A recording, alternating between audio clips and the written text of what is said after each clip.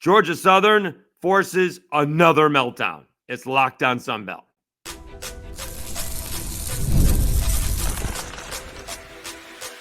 You are Locked On Sunbelt, your daily podcast on the Sunbelt Conference, part of the Locked On Podcast Network, your team every day. All right, welcome back to another edition of Locked On Sunbelt, your team every day. I'm Dave Schultz.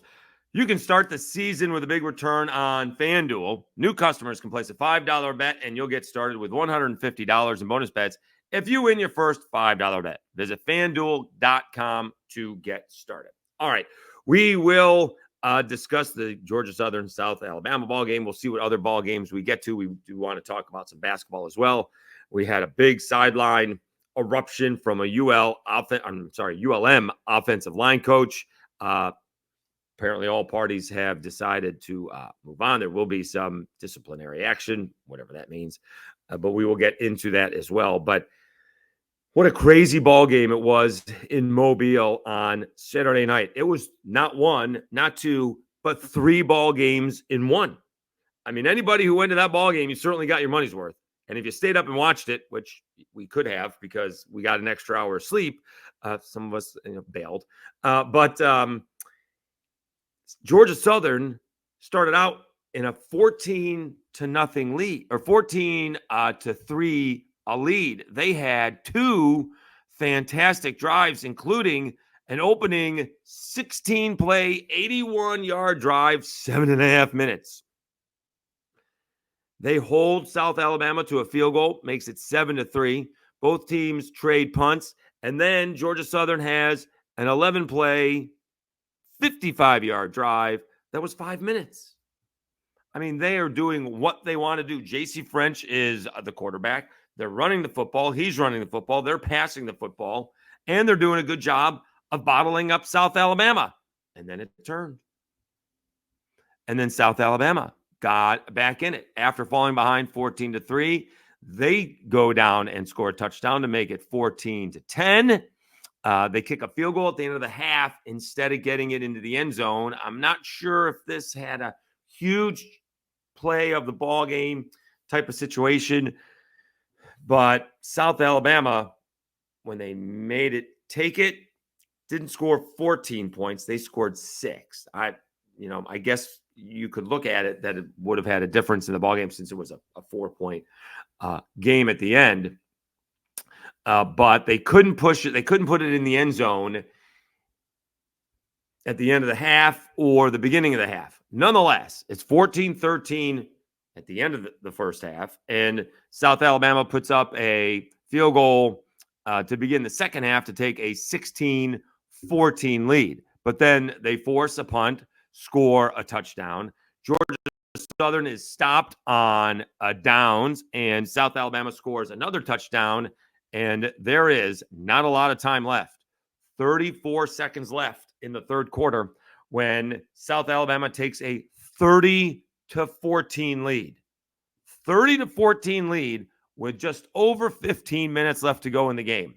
It took 1:25 to get Georgia Southern back in the ballgame. For some reason, South Alabama decided to do a sky kick. Following the game, Major Applewhite, head coach, said there was a communication problem with that. And Craig Stevenson followed up by saying, "What do you mean? What does that mean?" He's like, "We'll just leave it at that. There was a communication gap." Now, the problem with a kicker is if he misses, everybody knows it, right? Quarterback, you get more chances. Running back, if you get stopped, you might get 25 chances. A kicker, maybe he popped it up by accident. I don't know. But the problem was, it was are you ready for this one? Up 30-14. South Alabama kicks it 36 yards. Evan Lester Jr. returns it 25 yards to the South Alabama 46. Jalen White runs for 1 yard, and then J.C. French finds Josh Dallas for a 45-yard touchdown. All right. It should be noted that Georgia Southern hadn't done anything since their 2 out of their first 3 possessions, right? They had a punt, they had another punt, and they turned the ball over on downs. This got Georgia Southern back into the ball game. They're now down by 10, 30-20. They do go for 2. They did not get it. Then South Alabama fumbles on the ensuing kickoff, and Georgia Southern scores a touchdown to make it 30-27. This is where I will disagree with South Alabama again. Instead of slowing it down, instead of just trying to calm things down, because you went from a 30-14 lead, and literally in a minute and 25, that is now a 3-point lead. Instead of trying to calm down a little bit, we throw one up for grabs and it's intercepted. Now, they got the ball back, but they should have been running the football. And I think there was actually a couple of trades. You know what? A drive short in there. Georgia Southern actually had taken a 34-30 lead, but instead of to calm down, it's still plenty of time to go. They throw one up for grabs. Now, Gio Lopez ends up with a concussion. Davenport comes in, almost drives him down for the winning score, but is stopped on 4th down. Georgia Southern, what did we say? Gives up 185 yards on the ground. You know how many yards on the ground that South Alabama had? 184. So instead of running the football with Kentrell Bullock, who averaged like 5 yards a carry, Gio Lopez averaged like 6 yards a carry, and Fluff Bothwell averaged like 5 yards a carry. They throw it up for grabs to try and hit back real fast. And it didn't work out. And you got your quarterback lit up a little bit. Hopefully Gio Lopez will be okay. But that is an inexplicable loss for South Alabama. An amazing victory for Georgia Southern. That is for sure. That's not the first time that's happened. That's the second time that's happened. This one happened a little bit quicker than the Marshall meltdown did, but really inexplicable for South Alabama. It has been, talk about a roller coaster ride of a season for the Jaguars. They've had some impressive wins and some inexcusable losses. Georgia Southern is a good football team, so losing to Georgia Southern, there's no shame to that, but the way that it is brutal. Just brutal. All right, so they get that. Georgia Southern is now in control in the East. They even have a little breathing room, have a half a game lead over Marshall, but it's really a game and a half because they've already beaten the Marshall Thundering Herd, who are in second place. Marshall thought they were going to be in first place because they had, well, we'll get to that in the second segment. All right, that's the ULM game.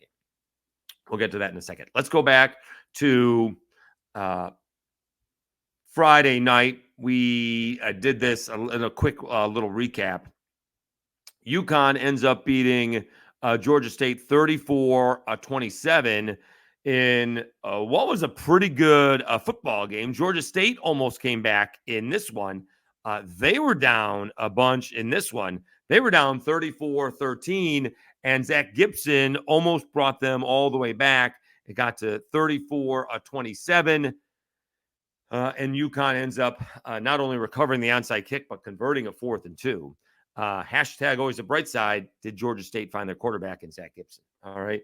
Unfortunately, Christian Bayer came in and threw 2 passes, and one was an interception. And then on the next play, UConn scored the touchdown. You could say that is the difference in the game. But hopefully Zach Gibson is okay. He did come back in the game and lead them to that score that made it a 1-score ball game. Ted Hurst had a big ball game. Georgia State still disappointing again. Baby steps, I guess. Again, hashtag always a bright side. But they just have not been able to capitalize on what they did earlier on in the year, and they are still winless in the Sun Belt. Okay, let's take a break. We'll come back. We will talk about the Marshall victory, the ULM loss, same game. But the thing about that ball game is that a coach had an explosion on the field and made contact with one of his own players. We'll talk about that when we come back after I tell you about 5 Hour Energy.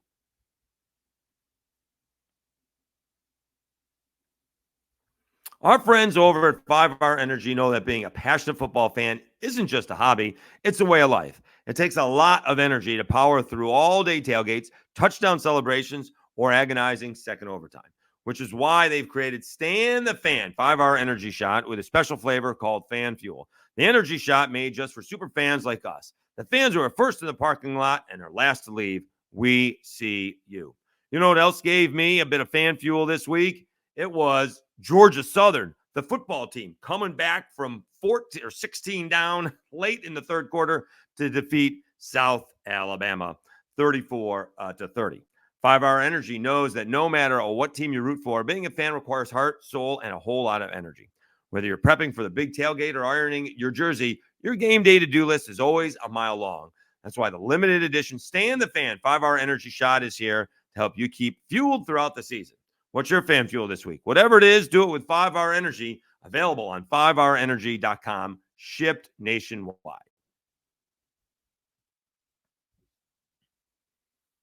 All right, Dave Schultz, Lockdown Sunbelt, your team every day. I did get the South Alabama game wrong. I did have South Alabama covering that one. I did get this one right. I said Monroe would cover and Marshall would win. Let's recap the game first. 14-14 and a half. This is a good ball game. Braylon Braxton, 10 out of 19 with a touchdown, threw for 166 yards, ran for a little bit, 12 of 25.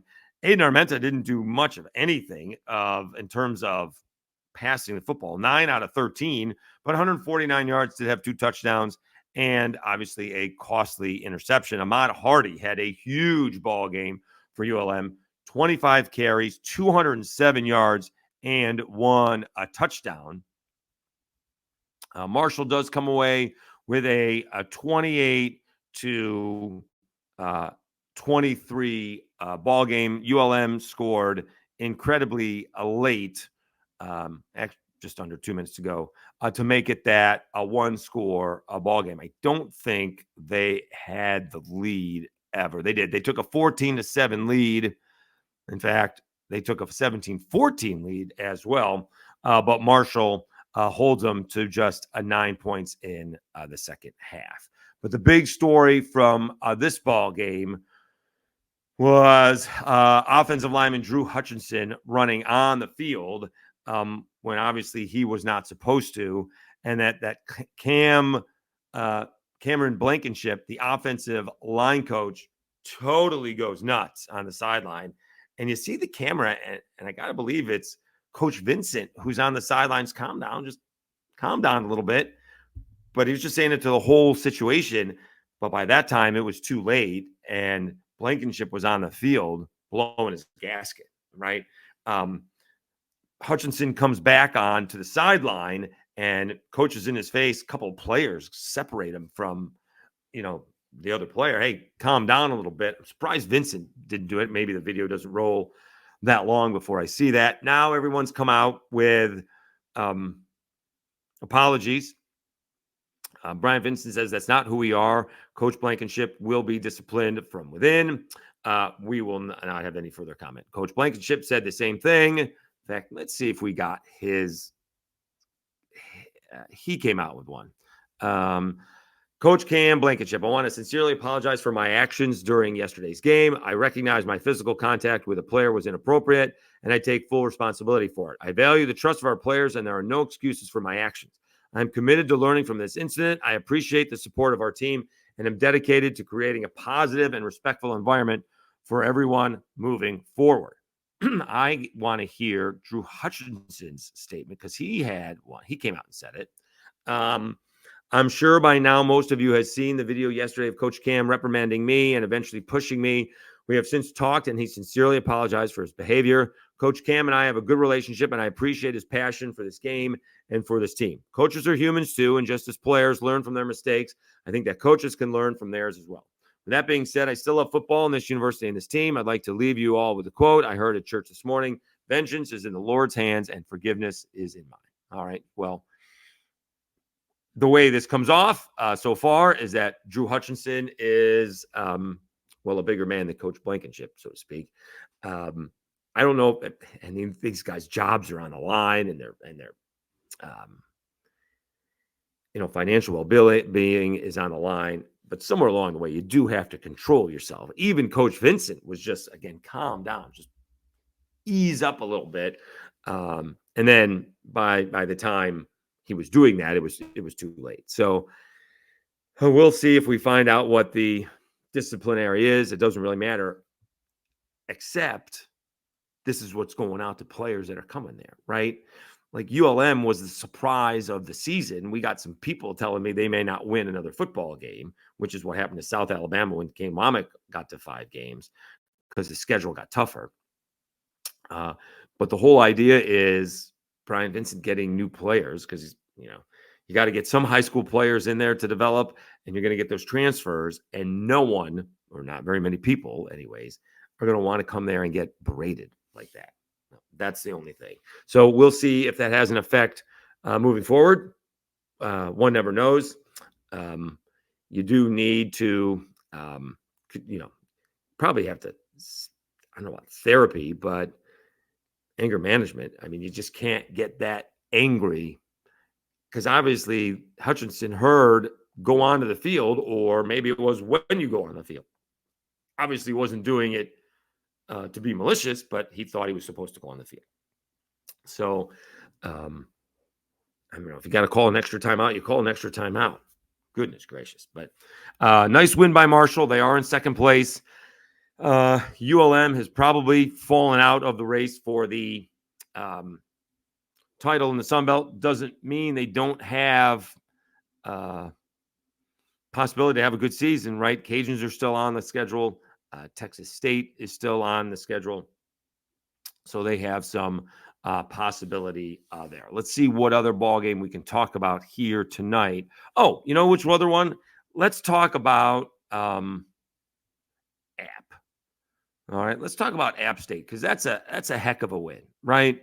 They're playing ODU, and it obviously has not been a great season. Even worse, it's been a devastating storm. Lives were lost, and it's just been an all-around bad fall for App State. And in a community like Lovely Boone, North Carolina, the football team, let's be honest, probably means too much, right? That lifts everybody up. And the difference between football and baseball every day, football, you're either in a good mood or bad mood for the week, right? And I know the players and the coaches have to move on, but we all know Georgia Southern is going to enjoy getting ready for their next ball game a whole lot more than South Alabama is. And so App State comes away with a 28-20 win over Old Dominion. Had to come from behind. ODU led 17-14 at half, and then App State's defense only allowed ODU 3 points in the second half. Joey Aguilar, kind of an oddball game. 13-24 isn't great. 212 yards is pretty good on the 13 completions. 4 touchdowns, only 1 interception. Amani Marshall, who had a costly fumble, I think, against the Cajuns. 23 carries, 120 yards. He had a big ball game. Caden Robinson, another big ball game. 4 catches, 78 yards, and 1 touchdown. Dalton Stroman had a touchdown. Kanan Hamlet also had a touchdown. Colton Joseph back down to earth after 5 touchdowns against Georgia Southern, right? 27 out of 38, 332 yards, 2 touchdowns, and an interception. Aaron Young had a nice day on the ground. 14 carries, 110 yards. No touchdowns. Let's see the standings now. Over in the East, Georgia Southern 4-1, Marshall 3-1, Old Dominion's 3-2. All right, so we're going to get to these tiebreakers, right? Because if more teams lose, because Old Dominion's beaten Georgia Southern, but Georgia Southern's beaten Marshall. James Madison 2-2, App State 2-3. They're now 4-4. Could App State go bowling all of a sudden? Coastal Carolina, we'll get to them.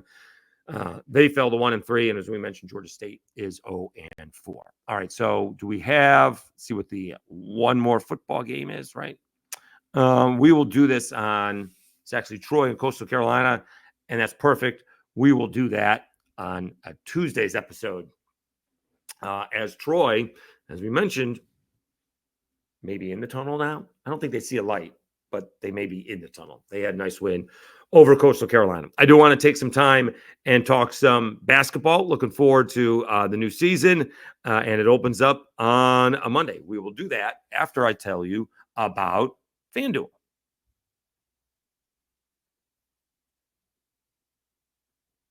Get ready to tackle the NFL action with FanDuel, America's #1 sportsbook. Because right now, new customers can bet $5, get $150 in bonus bets if you win.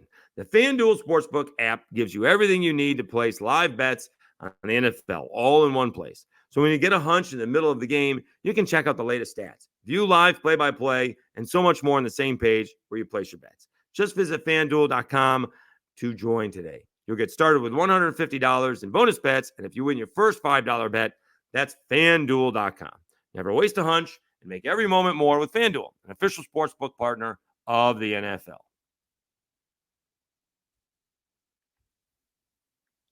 All right, Dave Schultz, Locked On Sunbelt, your team every day. We didn't start talking basketball until the Sunbelt Conference tournament announced their changes. I see a lot of people liking it. It is absolutely insane what they're trying to do. I'm still trying to figure out how you go from having to win 5 ball games to win 7 ball games. I don't get it. I guess some teams get a bye. I guess that's it. So 4 teams didn't get a bye. So that eliminates 2 teams to begin with. I guess that's it. All right.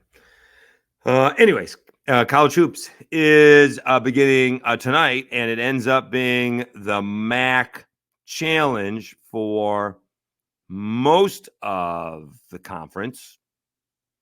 ULM is actually playing Champion Christian, and Marshall is playing Davis and Elkins, whatever that may be. Sounds like a law firm or CPA firm. But everybody else is in the MAC Challenge. South Alabama hosting Central Michigan. App State hosting Miami of Ohio. Coastal taking on Western Michigan. Toledo is at Troy. James Madison hosting Ohio. Georgia Southern hosting Northern Illinois.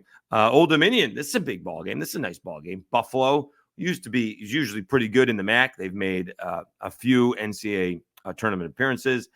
They will take on Old Dominion. Georgia State taking on Ball State. Louisiana taking on Kent. Texas State and Eastern Michigan. And Bowling Green is at Southern Miss. Conference favorites, Arkansas State hosting Akron.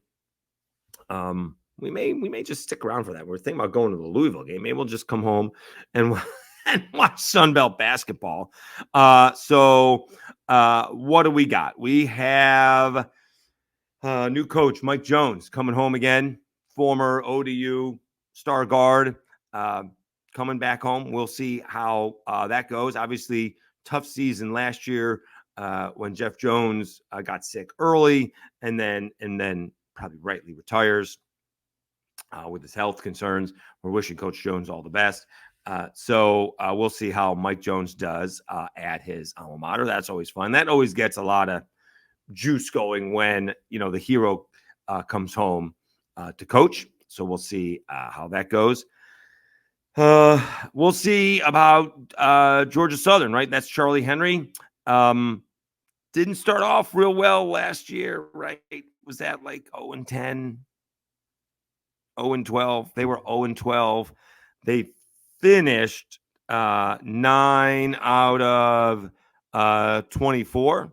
They actually, no, I guess they didn't. They finished 9 out of 24. They actually, how about this? They started 0-12, and yet they finished 8-10 in the Sun Belt. So hashtag always a bright side kind of guy.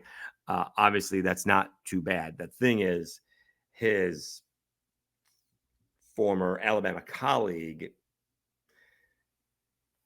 is the head coach at Arkansas State, and they made a nice run. Brian Hodgson made a nice run to the championship ball game in the Sun Belt and is picked to win it this year. So, there's got to be a little bit of rivalry there, Let's see. Obviously, also a new coach in JMU. JMU ends up winning the Sun Belt Conference tournament, going to the NCAAs, actually winning a game. And, you do have a new coach at JMU, and we'll see how that goes. And a lot of turnover from JMU. Remember, Terrence Edwards, I think the Sun Belt Player of the Year, he's here in Louisville. We'll get a chance to see him play sometime this year, hopefully.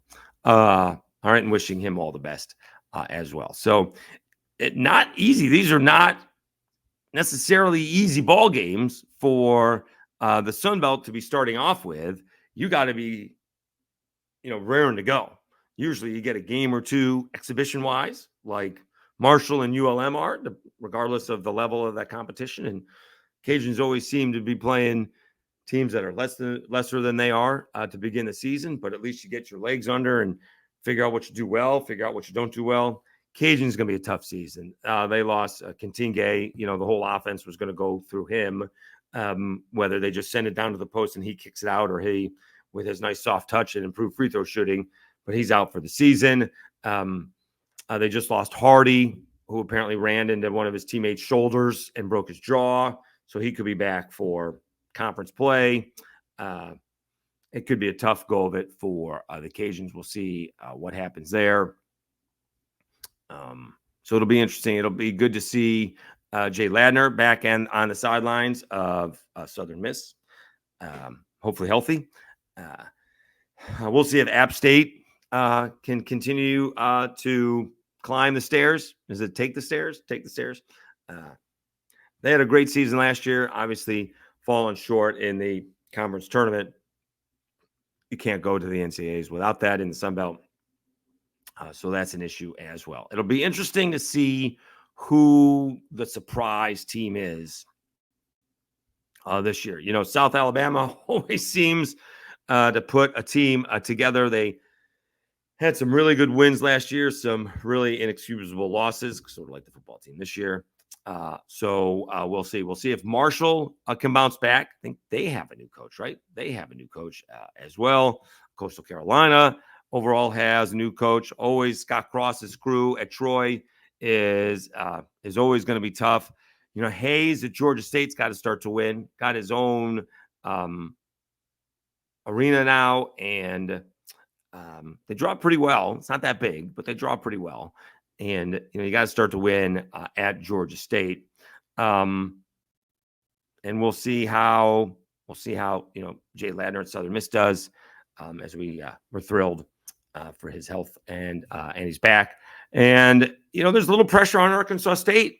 That usually, you get a chance to build something, but Brian Hodgson's always been there 1 year, and I think towards the end of the year, end of the season, he had a kid. So he's trying to get the best out of his basketball team as he's becoming a dad. A lot going on there.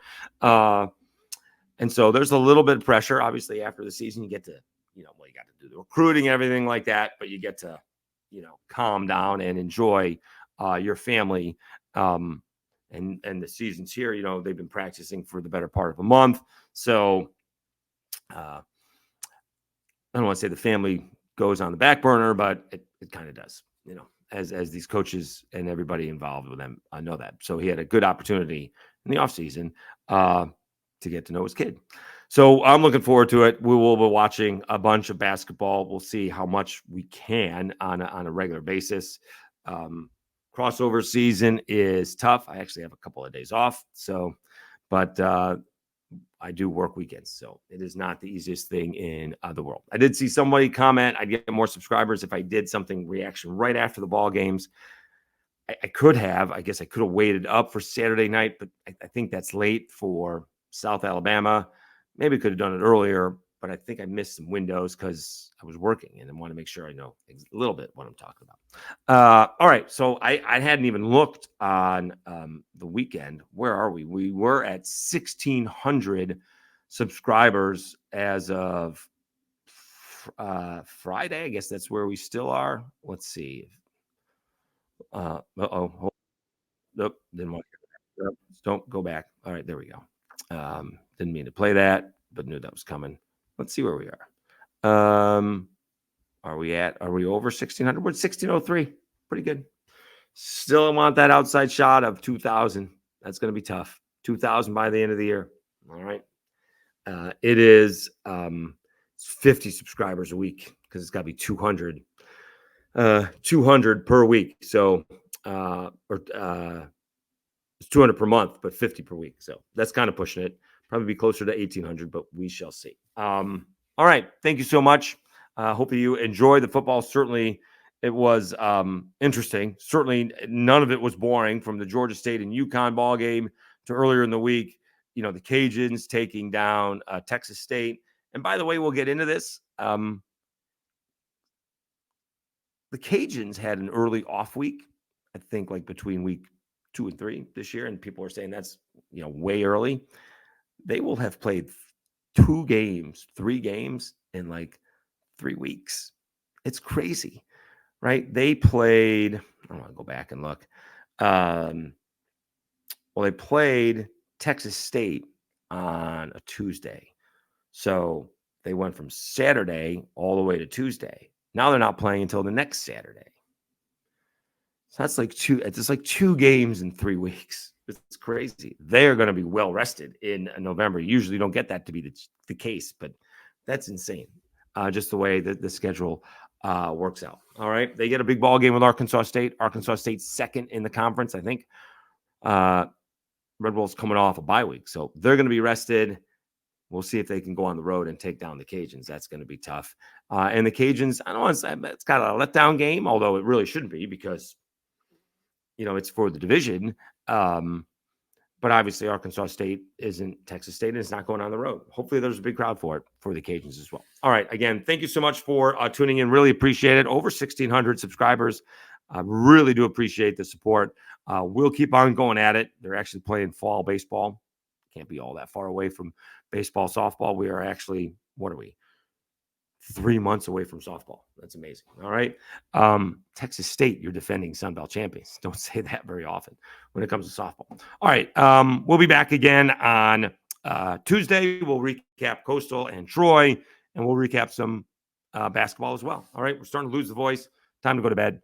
Thank you so much. You've been listening and watching to Locked On Sun Belt, your team every day.